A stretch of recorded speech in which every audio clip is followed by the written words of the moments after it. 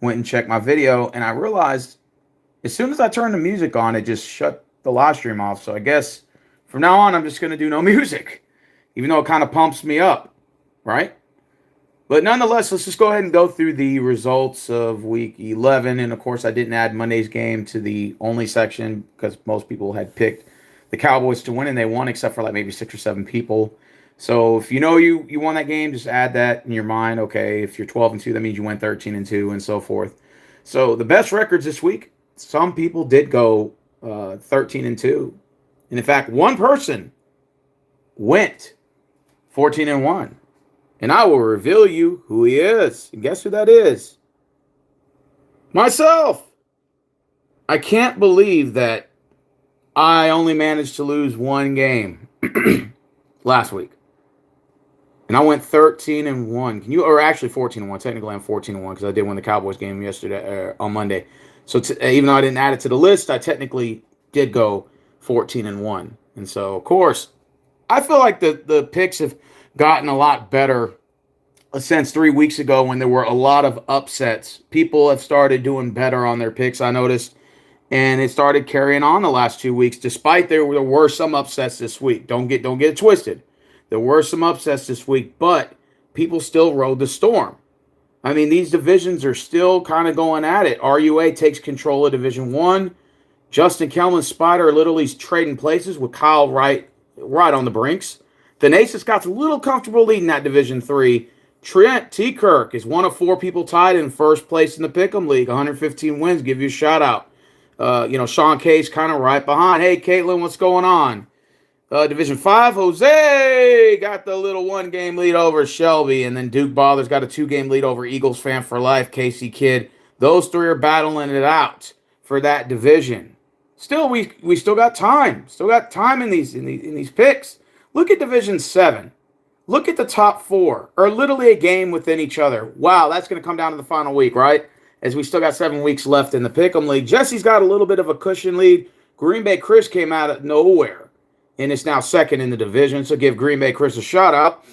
Shout out to JL103 for being one of 5 people tied in first place. J Love, the same thing. And notice that they both got a comfortable lead on their divisions. That's good, right? Division 11 is heating up. JD Court. LaPorter tied at 111. John Alves at 109. And Rodney at 108. Crazy Dog and Shen at 107. And Kim123's got a comfortable lead on Division 12. So I want to give Kim123 personal shout out, man. Personal shout out. Gabriel, the Pats fan. I want to give him a personal shout out because he came out of nowhere. And he's now one of 5 people tied in first place with 115 wins and 49 losses with still time to go in, in this we're in the last 6 weeks or something like that, right? Because we're going in the week 12. And then, got Division 15. It's still a race. And look, I'm no longer last place. I moved all the way up to 4th. And I'm only 2 games out of my division. So it's not too bad in Division 16, the women's division. I need to get more women to join my Pick'em League next year. Got to give Kate a call and some other people a call in the comments to get them to do their picks next year. So nonetheless, we got the results out the way. You can just always rewind the video, and the results are posted on Facebook group page. So if you're already on my Facebook, you already know where to go. Let's go ahead and get with these picks, man. No music. I don't want any problems with YouTube and censorship because I play good music to go with my picks because it fires me up. Nonetheless, let's go to Thursday game. You got Buffalo Bills at Houston. I was told that C.J. Stroud will not be playing this game. And, of course, if he does, I think we got a good chance to win. But since he's not playing, I like Davis Mills. They're 2-0 under his belt. He's a great backup quarterback. I'm glad he's still with the team. Don't get me wrong. Yeah, we did. We won on Sunday, Caitlin. I just don't think we're going to beat this Buffalo Bills team without C.J. Stroud. And I think they're going to come in and they're going to beat us. And that's just my personal opinion on it. Give me Buffalo to win. Let's go to Sunday's games. You got Pittsburgh at Chicago. This is one of my favorite games on the schedule. The Bears are 6-4, fighting for the AFC North. You got the Chicago Bears are 7-3, hovering at the NFC North. And, there's belief that the Bears have came out of nowhere since I think they started 1-3. Haven't they won 6 in a row? That is pretty impressive for the Chicago Bears. The Steelers are 6-4. This is going to be a good battle. I think it's a must-win for both teams. When you get confused, you always go to the home team. Go ahead and give me the Chicago Bears. They're just riding that momentum train. I like a Caleb Williams, a dude, Swift at the running back position fucking beast mode. Go ahead and give me the Chicago Bears to beat the Pittsburgh Steelers. You got the New England Patriots traveling to Cincinnati to take on the Bengals. Who would have thought the Patriots were going to be 5-0 on the road and 9-2 overall in first place in the AFC? I would have never imagined with Drake May and this new profound New England Patriots team that they would be. Are we seeing another dynasty in the brewing? Is it possible New England wins the Super Bowl this year? I mean, like I said, it is highly possible that the Patriots could run the table and, could come out of the AFC. Everybody was talking about the Ravens and the Bills. Now everybody's talked about the Broncos, but nobody's really, and the Colts even, but nobody's really mentioned New England. New England kind of moves in silence. They're 9-2. With respect due, got to give Patriots their flowers. Yeah, Patriots are 9-2, and they look mighty impressive, Caitlin. That is correct. And I don't think the Bengals got a snowball chance in hell. It doesn't matter if Joe Burrows is playing or not. I think the Patriots go in. I think they take care of business. Could this be a trap game? Absolutely. It's any NFL given Sunday, but it's not happening in this case. Give me the New England Patriots to defeat the Cincinnati Bengals. All right, we got the New York Giants traveling to the Detroit Lions. There's no Scatterboo and no Jackson Dart. They got Jameis Winston as their remaining starting quarterback. He's all right, but I'm not really expecting too many big things from him. They don't have a snowball chance in hell. The Detroit Lions at 6-4 still got something to play for. Division title, wild card hopes. Go ahead and give me the Detroit Lions to defeat the New York Giants. Minnesota Vikings at the Green Bay Packers. This could be a damn good game. I mean, division game. Don't get it twisted. But nonetheless, Packers are at home. They're 6-3-1 at home. I know they're kind of struggling a little bit at home, but I think they defend home court against the Minnesota Vikings. Rather it's Wentz starting, rather it's J.J. McCarthy. I think the Packers take care of business at home, man. Give me the Packs. Seattle Seahawks at the Titans. This is my lock of the week. Give me my well, they're not my Seattle Seahawks, but the lock of the week. I'm going to take Sam Darnold. I'm going to take the Seattle Seahawks to go into Tennessee and defeat the Tennessee Titans. And they're just going to desecrate the Titans. I mean, Titans are just probably going for the number one pick in the league. And respectfully so, I think at this point that they're going to have the number one pick. Let's go ahead and go with the next game. It's going to be, Texans play on Thursday Night Football. To answer your question, Caitlin. My Colts are the Chiefs. The Colts are 6-2. The Patriots are 5-5. You know that the Chiefs are fighting, I think, at this point for a wild card spot. Do they get it? I think this is this may be the year they might actually miss the playoffs. I think the Colts are the real deal. I think they have a lot of momentum. I like Danny Dimes, aka Daniel Jones, aka Indiana Jones, getting that nickname in Indianapolis. Give me the Indianapolis Colts to go into Kansas City for the upset. And give me the Indianapolis Colts to defeat the Kansas City Chiefs. The New York Jets at Baltimore. Well, guess what? Lamar Jackson's back. And they've won 4 in a row. And I don't see that ending anytime soon. Give me the Baltimore Ravens to defeat the New York Jets. I don't think there's any debate on that. Cleveland Browns at the Oakland Raiders. Still call them the Oakland Raiders, even though they're Vegas. I still call them Oakland. They're both 2-8. They both suck. They're both horrible. Who's worse? They want to fight for that number one pick. Are they both tanking? What are they tanking for is the question. What are they tanking for? Nonetheless, I think the Raiders win at home. I mean, at this point, you just got to go with the home team. You get confused in this case. You got to go home in this case. Give me the Oakland Raiders. Yeah, Jacksonville Jaguars heading to Zona to take on the Cardinals. Jaguars are fighting for that last wild card spot. So they got a lot to play for. I think the Cardinals are kind of out at this point. They kind of know they're out. Jacoby Brissett, I like him personally. He's not a bad quarterback. He's a decent backup on any roster. Would I love to have him here? Absolutely. If we ever needed another, third string guy, I would love to have Jacoby Brissett, but he's not with us. But it's not going to be enough for the Cardinals to win. Kyler Murray's out. And Jacksonville, even if Kyler Murray plays, I don't think it matters in this case. I think Jacksonville goes in and gets the win. Eagles to the Cowboys. What a game it's going to be in Arlington. Cowboys are fighting to stay at 500, while the Eagles are argumentatively trying to get the number one seed. They're trying to run away with this. They don't want the Rams at their grasp, even though I think they break the matchup on head-to-head. But, the Eagles are still playing for that number one seed. They're still playing for the NFC East title. It's going to be a dogfight showdown. The Cowboys are going to give them some hell. But at the end of the day, the Eagles are just that much better than them. The Eagles are going to win. The Atlanta Falcons traveled to New Orleans to take on the Saints. To be honest with you, this is probably the toilet bowl game of the week, or what do they call it, the tank bowl of the week, as Athletic Dashies Tournament calls it. I really don't know who's going to win this game. I'm gonna be honest with you. When they say you get confused, you just go with the home team. New Orleans, I'm going to go with you this week because you're the home team.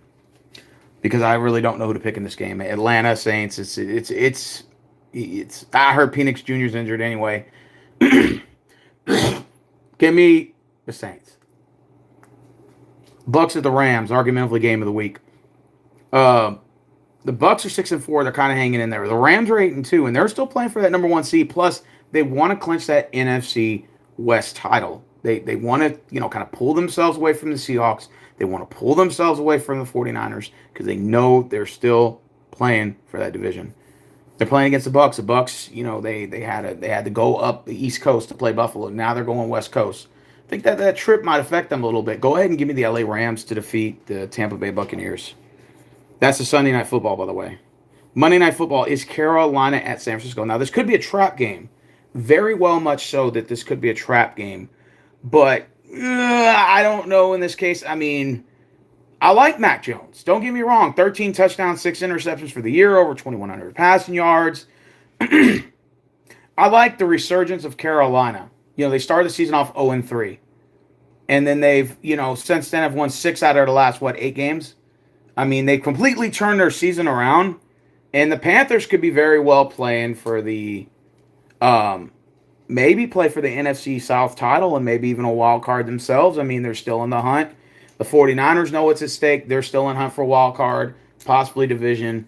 This is a confusing game, and whenever you go with the confusion, when you're confused, you just always go with the home team. In this case, we'll go with the 49ers to win at home. I think, them being at home, Mac Jones, and playing in front of that home crowd, Christian McCaffrey, is a beast. You got, or what they call him, CMC, I think the Niners will win this game. I think it'll be a close game, but I think 49ers got it. So I did my picks. Now let's go to college football rankings. I just kind of want to go over that. Yes, my Longhorns lost to a Georgia Bulldog team who is just 10 times better than we are. We don't match up against Georgia.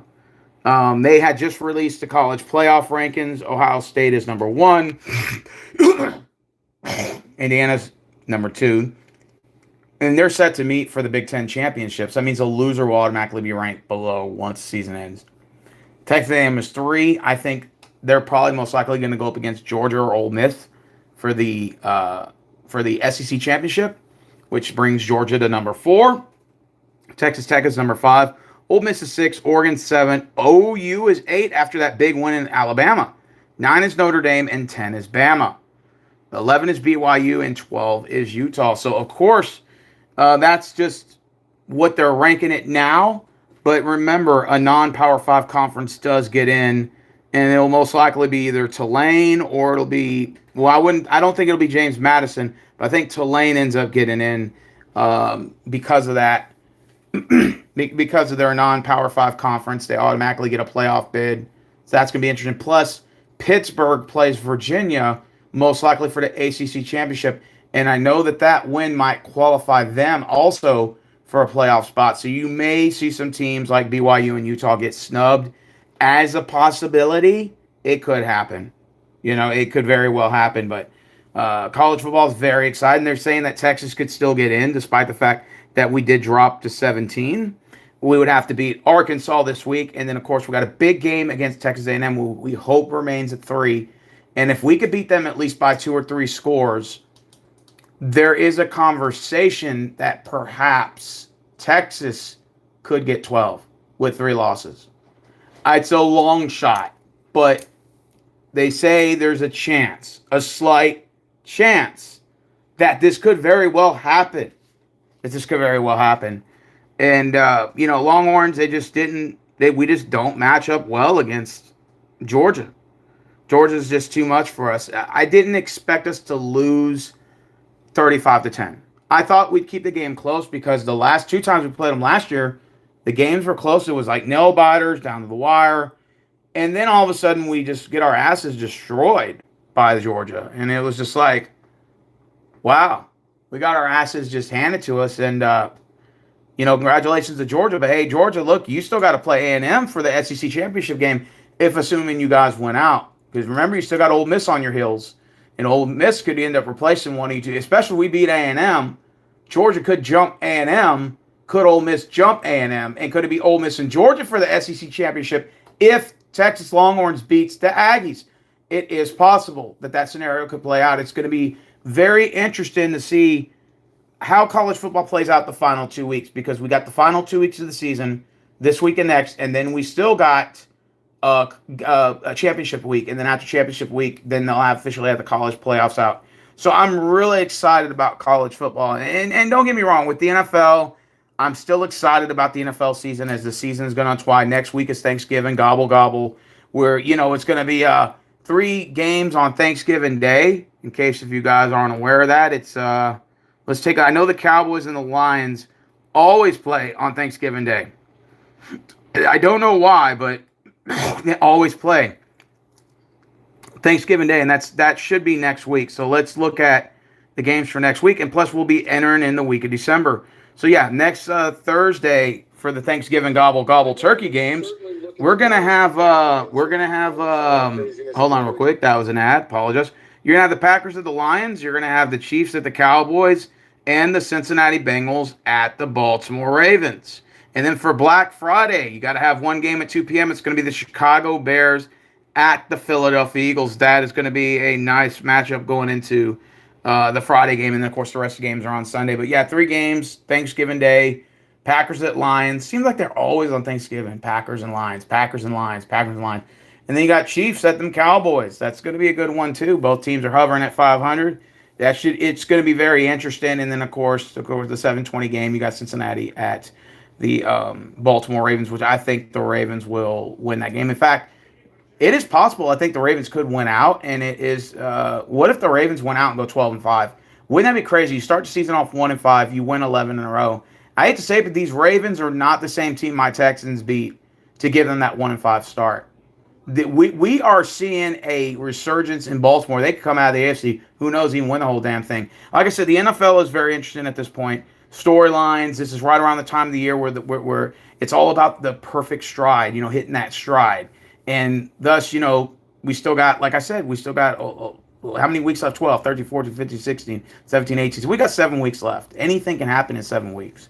So with that being said, we got Thanksgiving next week. I gave my picks for week 12. I will see you guys soon. I will see you guys very soon. Let me just go ahead and go over my Week 12 picks again. Just real quick. I got the Bills to beat the Texans. C.J. Stroud will be out. I got the Chicago Bears to defeat the Pittsburgh Steelers. I got Cincinnati to go into New England to go into Cincinnati and beat the Bengals. I got the Lions to defend home against the Giants. Packers at home will defeat the Minnesota Vikings. Seattle will go into Tennessee and pounce those Titans around for a little bit. While the Colts get the upset and go into Kansas City with the win, I'm calling that's my upset pick.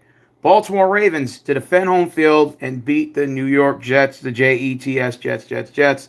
Browns and Raiders, the Tank Bowl of the week. Give me the Raiders at home. Don't know who else to pick, so when I get confused, I go with the home team. Jaguars at Arizona. I think Jacksonville goes in and sneaks the dub, gets out of there at 7-4.